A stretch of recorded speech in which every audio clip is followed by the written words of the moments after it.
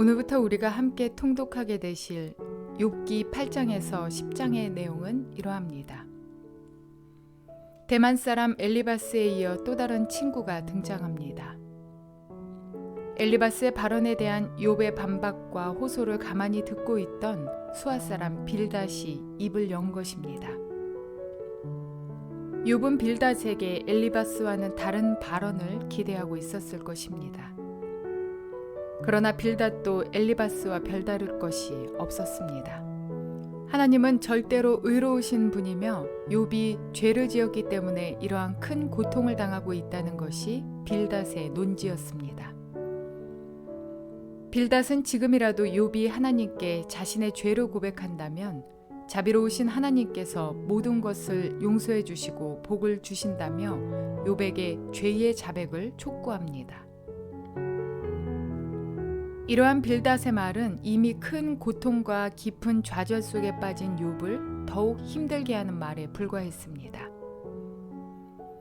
욥의 고난은 죄의 결과가 아니라 사탄의 제안에 의해 계획된 시험적 고난입니다. 이 사실을 알지 못하는 빌닷의 발언은 욥에게 위로와 격려가 될 수 없었습니다. 욥은 자신이 고통을 당하는 영문을 모른 채 이 문제를 어떻게 하소연해야 할지 모르는 심정이었습니다. 그러나 욥이 자신의 의로움을 드러내는 것으로 오해한 친구들은 죄인인 인간은 하나님 앞에서 의로울 수 없다고 책망하듯 말합니다. 이에 욥은 인생이 어찌 하나님 앞에 의로우랴 라고 외칩니다. 그러면서 욥은 악인이 득세한 세상의 부조리함에 대해 말하며 온전하게 행한 자신에게 고난이 밀려왔다고 탄식합니다. 다만 인생의 모든 것을 조장하신 하나님, 자신을 창조하신 그 하나님께 자신에게 주신 고통을 그만 거두시기를 호소하는 가운데 자신의 악하지 않음을 기억해 주시기를 기도하고 있습니다. 이러한 내용들을 기억하셔서 통독에 도움이 되시기를 바랍니다. 욥기 8장. 수아 사람 빌닷이 대답하였다. 언제까지 네가 그런 투로 말을 계속할 테냐? 네 입에서 나오는 말 거센 바람과도 같아서 걷잡을 수 없구나. 너는 하나님이 심판을 잘못하신다고 생각하느냐? 전능하신 분께서 공의를 거짓으로 판단하신다고 생각하느냐? 네 자식들이 주님께 죄를 지으면 주님께서 그들을 벌하시는 것은 당연한 일이 아니냐? 그러나 네가 하나님을 간절히 찾으며 전능하신 분께 자비를 구하면 또 네가 정말 깨끗하고 정직하기만 하면 주님께서는 너를 살리시려고 떨치고 일어나셔서 네 경건한 가정을 회복시켜 주실 것이다. 처음에는 보잘것없겠지만 나중에는 크게 될 것이다. 이제 옛 세대에게 물어보아라. 조상들의 경험으로 배운 진리를 잘 생각해 보아라. 우리는 다만 갓 태어난 사람과 같아서 아는 것이 없으며 땅 위에 사는 우리의 나날도 그림자에 지나지 않는다. 조상들이 내게 가르쳐주며 일러주지 않았느냐? 조상들이 마음에 깨달은 바를 말하지 않았느냐? 늪이 아닌 곳에서 왕골이 어떻게 자라겠으며 물이 없는 곳에서 갈대가 어떻게 크겠느냐? 물이 말라버리면 왕골은 벨 때가 아직 멀었는데도 모두 말라 죽고 만다. 하나님을 잊는 모든 사람의 앞길이 이와 같을 것이며 믿음을 저버린 사람의 소망도 이와 같이 사라져버릴 것이다. 그런 사람이 믿는 것은 끊어질 줄에 지나지 않으며 의지하는 것은 거미줄에 지나지 않는다. 기대어 살고 있는 집도 오래 서 있지 못하며 굳게 잡고 있는 집도 버티고 서 있지 못할 것이다. 비록 햇빛 속에서 싱싱한 식물과 같이 동산마다 그 가지를 뻗으며 돌무더기 위에까지 그 뿌리가 엉키어서 돌 사이에 뿌리를 내린다고 해도 뿌리가 뽑히면 서 있던 자리마저 나는 너를 본 일이 없다고 모르는 채 할 것이다. 살아서 누리던 즐거움은 이렇게 빨리 지나가고 그 흙에서는 또 다른 식물이 돋아난다. 정말 하나님은 온전한 사람 물리치지 않으시며 악한 사람 손잡아 주지 않으신다. 그분께서 네 입을 웃음으로 채워주시면 네 입술은 즐거운 소리를 낼 것이니 너를 미워하는 사람은 부끄러움을 당할 것이며 악인의 장막은 자취도 없이 사라질 것이다. 욥기 9장. 욥이 대답하였다. 그것이 사실이라는 것은 나도 잘 알고 있다. 그러나 사람이 어떻게 하나님 앞에서 의롭다고 주장할 수 있겠느냐. 사람이 하나님과 논쟁을 한다고 해도 그분의 천마디 말씀에 한마디 대답하지 못할 것이다. 하나님이 전지전능하시니 그를 거역하고 온전할 사람이 있겠느냐. 아무도 모르는 사이에 산을 옮기시며 진노하셔서 산을 뒤집어 엎기도 하신다. 지진을 일으키시어 땅을 그 밑부리에서 흔드시고 땅을 받치고 있는 기둥들을 흔드신다. 해에게 명령하시어 뜨지 못하게도 하시며 별들을 가두시어 빛을 내지 못하게도 하신다. 어느 누구에게 도움을 받지도 않고 하늘을 펼치시며 바다 괴물의 등을 짓밟으신다. 북두칠성과 삼성을 만드시고 묘성과 남방의 밀실을 만드시며 우리가 측량할 수 없는 큰 일을 하시며 우리가 헤아릴 수 없는 기이한 일을 행하시는 분이시다. 하나님이 내 곁을 지나가신다 해도 볼 수 없으며 내 앞에서 걸으신다 해도 알 수 없다. 그가 가져가신다면 누가 도로 찾을 수 있으며 누가 감히 그에게 왜 그러시느냐고 할 수 있겠느냐. 하나님이 진노를 풀지 아니하시면 라합을 돕는 무리도 무릎을 꿇는데 내가 어찌 감히 그분에게 한마디라도 대답할 수 있겠으며 내가 무슨 말로 말대꾸를 할 수 있겠느냐. 비록 내가 옳다 해도 감히 아무 대답도 할 수 없다. 다만 나로서 할 수 있는 일은 나를 심판하실 그분께 은총을 비는 것뿐이다. 비록 그분께서 내가 말하는 것을 허락하신다 해도 내가 부르짖는 소리를 귀 기울여 들으실까? 그분께서 머리털 한 오라기만한 하찮은 일로도 나를 이렇게 짓눌러 부수시고 나도 모를 이유로 나에게 많은 상처를 입히시는데 숨돌릴 틈도 주시지 않고 쓰라림만 안겨주시는데 그분께서 내 간구를 들어주실까? 강한 쪽이 그분이신데 힘으로 겨룬다고 한들 어떻게 이기겠으며 재판에 붙인다고 한들 누가 그분을 재판정으로 불러올 수 있겠느냐. 비록 내가 옳다고 하더라도 그분께서 내 입을 식혀서 나를 정죄하실 것이며 비록 내가 흠이 없다고 하더라도 그분께서 나를 틀렸다고 하실 것이다. 비록 내가 흠이 없다고 하더라도 나도 나 자신을 잘 모르겠고 다만 산다는 것이 싫을 뿐이다. 나에게는 모든 것이 한 가지로만 여겨진다.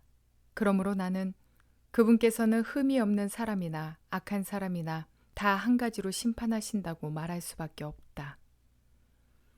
갑작스러운 재앙으로 다들 죽게 되었을 때에도 죄 없는 자마저 재앙을 받는 것을 보시고 비웃으실 것이다.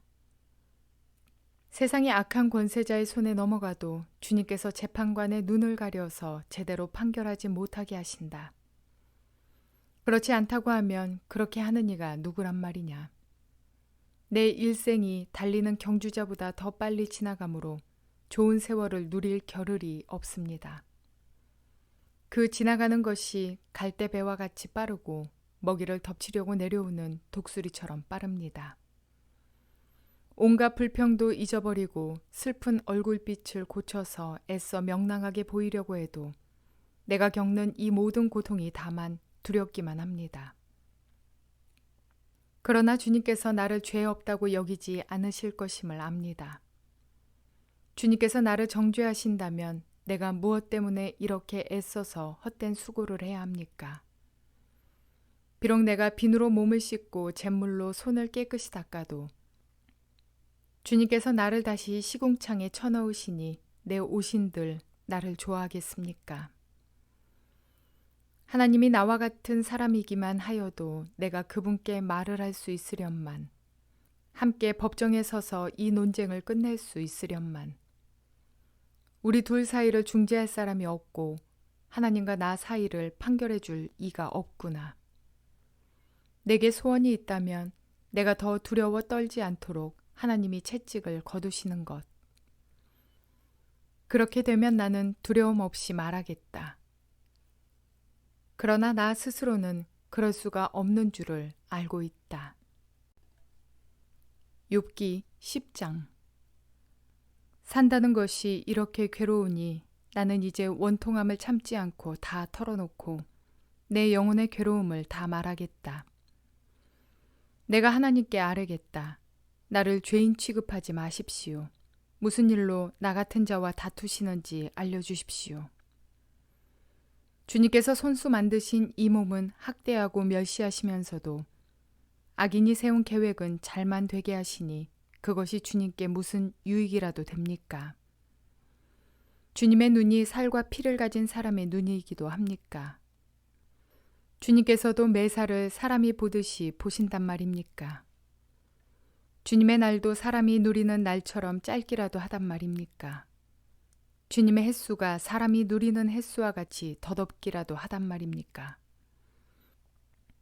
그렇지 않다면야 어찌하여 주님께서는 기어이 내 허물을 찾아내려고 하시며 내 죄를 들추어내려고 하십니까? 내게 죄가 없다는 것과 주님의 손에서 나를 빼낼 사람이 없다는 것은 주님께서도 아시지 않습니까? 주님께서 손수 나를 빚으시고 지으셨는데 어찌하여 이제 와서 나에게 등을 돌리시고 나를 멸망시키려고 하십니까? 주님께서는 진흙을 빚듯이 몸소 이 몸을 지으셨음을 기억해 주십시오. 어찌하여 주님께서는 나를 티끌로 되돌아가게 하십니까? 주님께서 내 아버지에게 힘을 주셔서 나를 낳게 하시고 어머니가 나를 품에 안고 젖을 물리게 하셨습니다. 주님께서 살과 가죽으로 나를 입히시며 뼈와 근육을 엮어서 내 몸을 만드셨습니다. 주님께서 나에게 생명과 사랑을 주시고 나를 돌보셔서 내 숨결까지 지켜주셨습니다. 그러나 지금 생각해 보니 주님께서는 늘 나를 해치실 생각을 몰래 품고 계셨습니다. 주님께서는 내가 죄를 짓나 안 짓나 지켜보고 계셨으며 내가 죄를 짓기라도 하면 용서하지 않으실 작정을 하고 계셨습니다. 내가 죄를 짓기만 하면 주님께서는 가차없이 내게 고통을 주시지만 내가 올바른 일을 한다고 해서 주님께서 나를 믿어주시지는 않으셨습니다. 그러니 나는 수치를 가득 덮어쓰고서 고통을 몸으로 겪고 있습니다. 내 일이 잘 되기라도 하면 주님께서는 사나운 사자처럼 나를 덮치시고 기적을 일으키시면서까지 내게 상처를 주려고 하셨습니다. 주님께서는 번갈아서 내게 불리한 증인들을 세우시며 내게 노여움을 키우시고 나를 공격할 계획을 세우셨습니다. 주님께서 나를 이렇게 할 것이라면 왜 나를 모태에서 살아나오게 하셨습니까? 차라리 모태에서 죽어서 사람들의 눈에 띄지나 않았더라면 좋지 않았겠습니까? 생기지도 않은 사람처럼 모태에서 곧바로 무덤으로 내려갔더라면 좋았을 것입니다. 내가 살 날도 이제 얼마 남지 않았습니다. 나를 좀 혼자 있게 내버려 두십시오. 내게 남은 이 기간만이라도 내가 잠시라도 쉴 수 있게 해주십시오. 어둡고 캄캄한 땅으로 내려가면 다시는 돌아오지 못합니다. 그리로 가기 전에 잠시 쉬게 해주십시오. 그 땅은 흑암처럼 캄캄하고 죽음의 그늘이 드리워져서 아무런 질서도 없고 빛이 있다 해도 흑암과 같을 뿐입니다.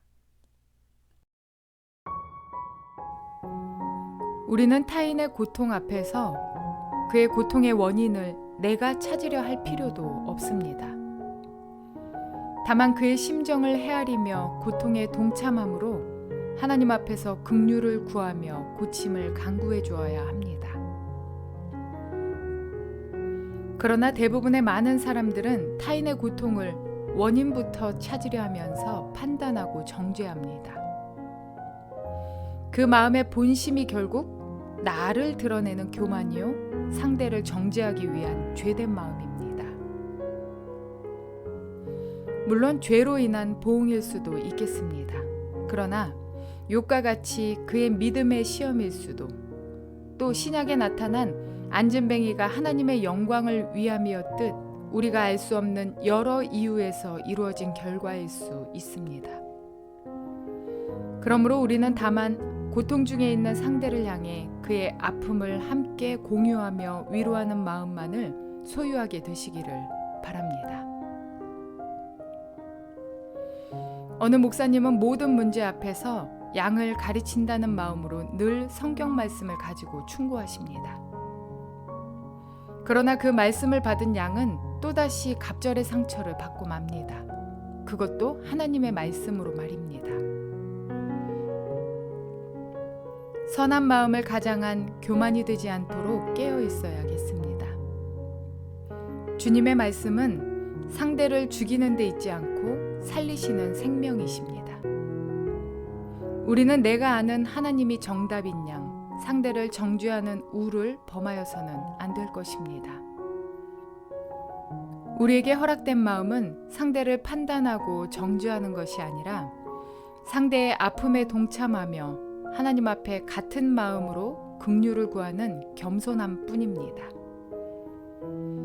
우리도 알지 못하는 사이에 내 지식과 내 경험에 갇혀서 상대를 정죄하는 죄인이 아니라 온유함과 사랑의 마음이 기반된 겸손한 그리스도인 되시는 저와 여러분 모두가 되시기를 주님의 이름으로 축원을 드립니다.